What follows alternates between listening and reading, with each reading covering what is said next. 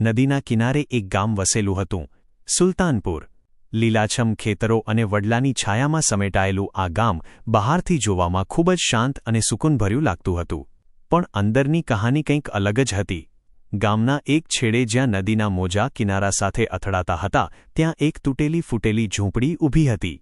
તેમાં શ્યામુ કુંભાર રહેતો હતો, તેની પત્ની વિમલા, તેમનો 8 વર્ષનો દીકરો ગોલુ. શ્યામુ આખો દિવસ ચાકડા પર માટીના વાસણો બનાવતો અને વિમલા તેને ગામના બજારમાં વેચવા જતી. મહેનત ખૂબ હતી, પણ કમાણી એટલી ઓછી કે પેટ ભરવું પણ મુશ્કેલ થઈ જતું. છતાંય શ્યામુ અને વિમલાએ ક્યારેય હિંમત હારી નહીં. એમની ઝૂંપડી ભલે કાચી હતી, પણ તેમાં પ્રેમ અને આશાની હૂંફ હંમેશા બનેલી રહેતી. પણ એક દિવસ આ સુકૂન તૂટી ગયું. ગામના જમીનદાર રઘુવીરના નોકરે ઝૂંપડી સામે આવીને હાંક મારી, "શ્યામુ, જમીનદાર સાહેબે બોલાવ્યો છે, અત્યારે જ ચાલ." શ્યામુના હાથમાં માટીનો ઘડો હતો જે અધૂરો રહી ગયો. તેણે વિમલા તરફ જોયું, જે ગોલુને ખોળામાં લઈને ચૂલા પાસે બેઠી હતી. વિમલાની આંખોમાં ચિંતા ઉપસી આવી, પણ તેણે કંઈ કહ્યું નહીં. શ્યામુ ચૂપચાપ નોકરની પાછળ ચાલી નીકળ્યો. જમીનદારની અવેલી ગામની વચ્ચોવચ્ચ હતી. આરસ પહાણનું ભોંયતળિયું, ઊંચા થાંભલા અને ચારેય તરફ ફેલાયેલો રોફ. આ જગ્યા શ્યામુ જેવા ગરીબો માટે કોઈ બીજી જ દુનિયા જેવી હતી. જમીનદાર સાહેબ પોતાના પાટ પર બેઠા હતા. હાથમાં હુક્કો હતો. તેમના ચહેરા પર સખ્તાઈ હતી અને આંખોમાં એક ચાલાક ચમક. શ્યામુએ હાથ જોડીને નમસ્તે કર્યા. જમીનદારે હુક્કાનો કશ ખેંચતા કહ્યું, "શ્યામુ, તારી ઝૂંપડી જે જમીન પર ઊભી છે તે મારી છે. અત્યાર સુધી તો મેં કંઈ કહ્યું નહીં, પણ હવે ભાડું આપવું પડશે." શ્યામુના પગ નીચેથી જમીન સરકી ગઈ. "હજૂર, આ ઝૂંપડી તો મારા બાપ દાદાએ બનાવી હતી. અમને ક્યારેય કોઈએ ન કહ્યું કે આ તમારી જમીન છે." જમીનદાર હસ્યો. એના હસવામાં કઠોરતા હતી. "બાપ દાદાની વાત છોડ, કાગળ પર મારું નામ છે. હવે દર મહિને 100 રૂપિયા ભાડું આપવું પડશે. સમજ્યો?" શ્યામુનું દિલ બેસી ગયું. 100 રૂપિયા! એ બિચારો આખા મહિનામાં માંડ 200 થી 250 રૂપિયા કમાઈ શકતો હતો. એમાંથી લોટ, દાળ, મીઠું અને ગોલુના ભણતરનો ખર્ચ કાઢવો પડતો હતો. ભાડું ક્યાંથી આપશે? તેણે કરગરતા કહ્યું, "સાહેબ, મારી પાસે આટલા પૈસા નથી, દયા કરો." જમીનદારે ઠંડી નજરે એના તરફ જોયું. "પૈસા નથી તો ઝૂંપડી ખાલી કરી દે. મારે એ જમીન પર ગોદામ બનાવવું છે. 10 દિવસનો સમય આપું છું." શ્યામુ માથું ઝુકાવીને અવેલીમાંથી બહાર નીકળ્યો. આખા રસ્તે એનું મગજ ચકરાવે ચડેલું રહ્યું. એ વિચારી રહ્યો હતો કે 10 દિવસમાં 100 રૂપિયા ક્યાંથી લાવશે, અને જો ઝૂંપડી છોડી દીધી તો એનો પરિવાર ક્યાં જશે? નદી કિનારે આવેલી એ નાનકડી દુનિયા જ એની જિંદગી હતી. ઘરે પહોંચતા જ તેણે વિમલાને બધી વાત કહી.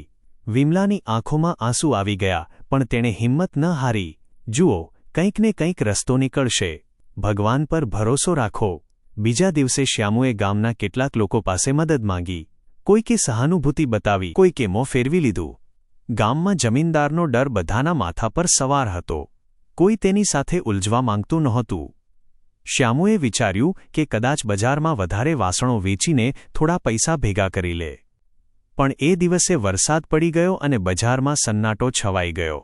2 દિવસ વીતી ગયા અને શ્યામુના હાથ ખાલી જ રહ્યા. ત્રીજા દિવસે ગોલુ શાળાએથી ભાગતો આવ્યો. "માં, માસ્તરજી કહેતા હતા કે જમીનદાર સાહેબ ગામની બધી જમીન પોતાના નામે કરાવી રહ્યા છે. કેટલાય લોકોને નોટિસ મોકલી છે." વિમલાનો ચહેરો પીળો પડી ગયો.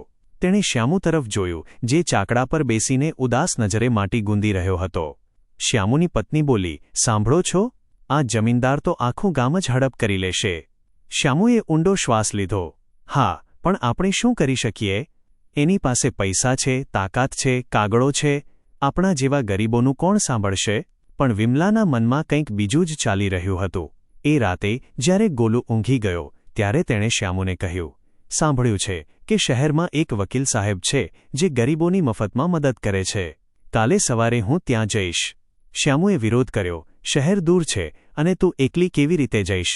પણ વિમલાએ શ્યામુની વાત કાપી નાખી. "એકલી જ સાચી, પણ કોશિશ તો કરવી જ પડશે." બીજી સવારે વિમલા નીકળી પડી. નદીના કિનારેથી હોડી પકડી. પછી બસમાં બેઠી અને 2 કલાકની મુસાફરી પછી શહેર પહોંચી.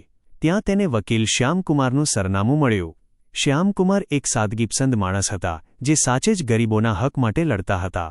વિમલાએ તેમને બધી વાત કહી. વકીલે ધ્યાનથી સાંભળ્યું અને બોલ્યા, જમીનદાર જેવા લોકો કાગળોમાં ગરબડ કરીને જમીન હડપી લે છે. મારે કેટલાક જૂના દસ્તાવેજો જોવા પડશે. તું તારા ગામના તલાટીને મળ અને જમીનનો રેકોર્ડ કઢાવ. વિમલા ઘરે પાછી આવી અને શ્યામુને બધી વાત કહી. બંને ગામના તલાટી રામસિંહ પાસે ગયા.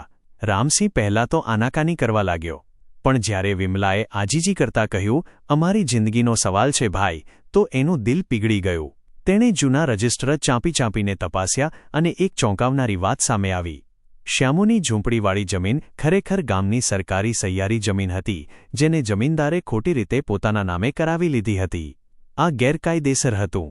શ્યામુ અને વિમલા ફરી શહેર ગયા. વકીલ શ્યામકુમારે કાગળો જોયા અને હસ્યા. બસ, હવે જમીનદારની ખેર નથી. તેમણે કોર્ટમાં કેસ દાખલ કર્યો. ગામમાં ખળભળાટ મચી ગયો. જમીનદારને જ્યારે ખબર પડી ત્યારે તે લાલચોળ થઈ ગયો. તેણે શ્યામુને ધમકાવ્યો, તે મારી સામે કોર્ટમાં જતા શીખી લીધું? હવે જો તને ગામમાં રહેવા નહીં દઉં. પણ શ્યામુ હવે ડરવાનો નહોતો. કોર્ટની સુનાવણી શરૂ થઈ.